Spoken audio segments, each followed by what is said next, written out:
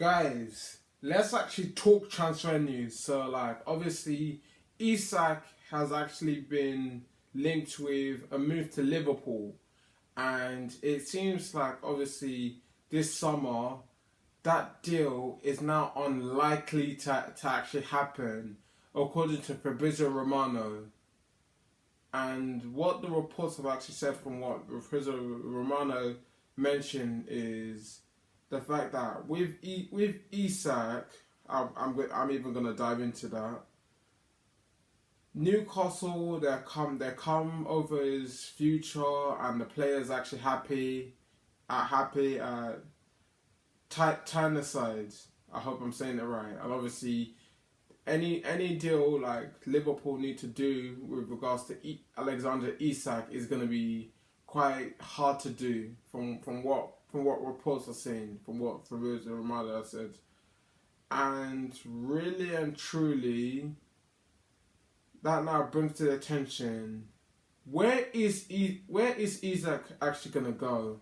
Because like he said about how much he loves the city, the club, Newcastle, how he feels. He's not thinking about his future, rah rah rah.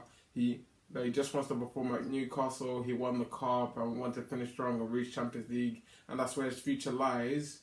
I hear that from Isak as a player, but if we're being honest, and no disrespect to Newcastle, Isak did not grow up saying that he wanted to play for Newcastle, because at the same time he wanted to play for he dreamed of playing for clubs like Liverpool, Arsenal, Bayern Munich, Real Madrid, PSG, big clubs in world football, because that's where he wants to cement his legacy. And the thing with Newcastle is like they're not that big. They're not gonna pay like I'm not sure if they'll be the team that will pay high wages and stuff like that.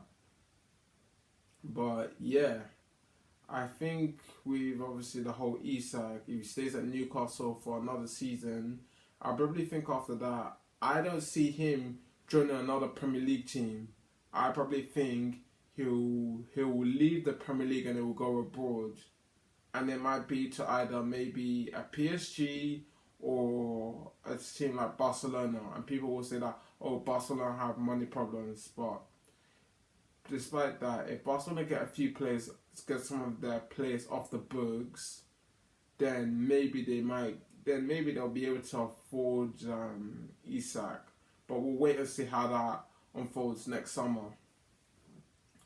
But other transfer news that I want to even dive into is also the news with regards to.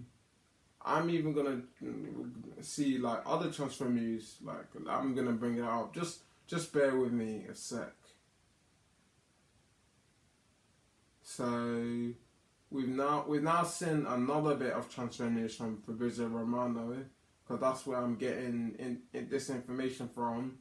Fabrizio Romano has brought up a statement saying the best is yet to come, because Arsenal, in his words, are eager to do more. Where have we heard that one before?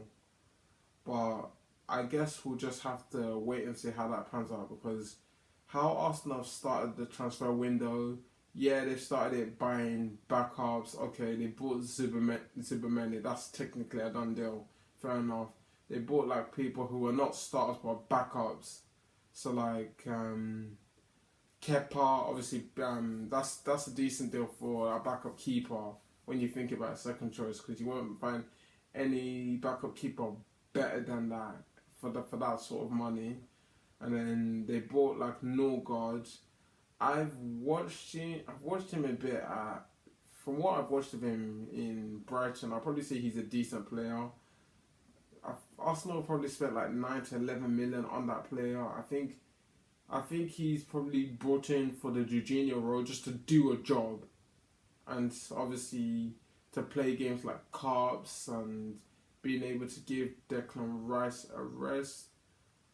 And I don't think I have no issues with that deal. My only concern is Arsenal just need to make sure get a centre forward. and a left winger. Like, just make sure you reinforce in your attack, and then I'll have no issues with it. Even though that position is not a necessarily a priority position, because I know Arsenal are in a position where, for example, they can spend money freely, and I know they're being linked with players like Sesko, Rodrigo, Mbeumo, Victor Gyokeres, and yeah, like obviously different sources have been saying a lot of stuff in regards to that.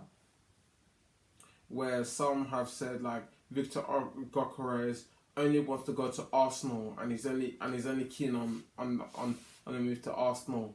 Other reports, like for example, reports in Portugal, I hope this is right, or don't take my word for it. Maybe do your research yourself. Some reports in Portugal are saying that the player hasn't been offered any official bids. He's not rejected Man United, but I'm not too sure if the player actually wants to join United or he wants to join Arsenal, or he's just waiting. He's just waiting to see which of them wants him more. But it will be interesting to see how that one unfolds. And yeah, another bit of transfer news is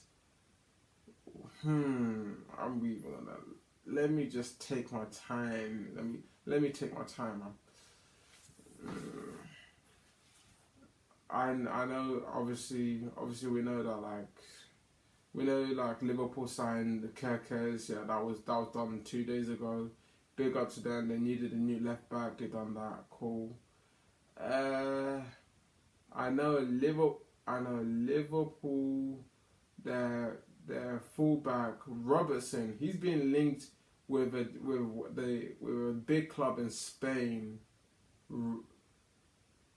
Atletico Madrid. You get what I mean? And I can't lie, that actually might be a good signing for Atletico Madrid. At least Liverpool get a player off the books, and not even just get a player off the books. They're able to now have space for like other positions and whatnot.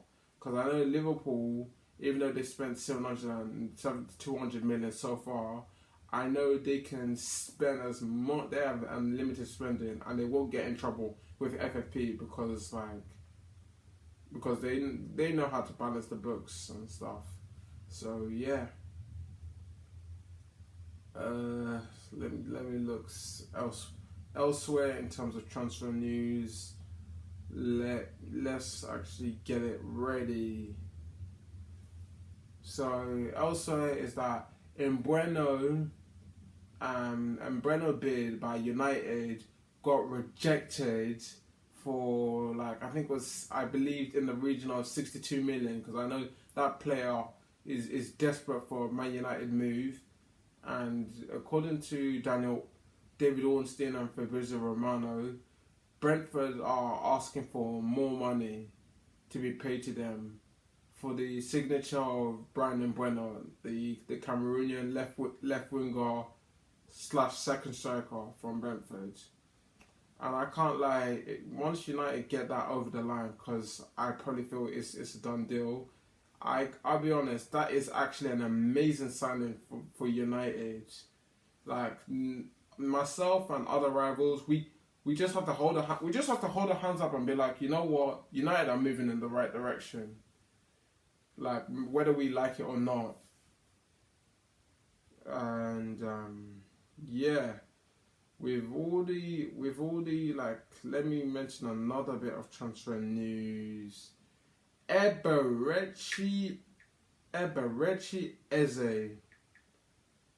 So yeah, with regards to Eberechi Eze, even according to the Sun, the Mirror, I meant to say, we've now seen, according to one journalist, John Cross, who I believe he works for TalkSport.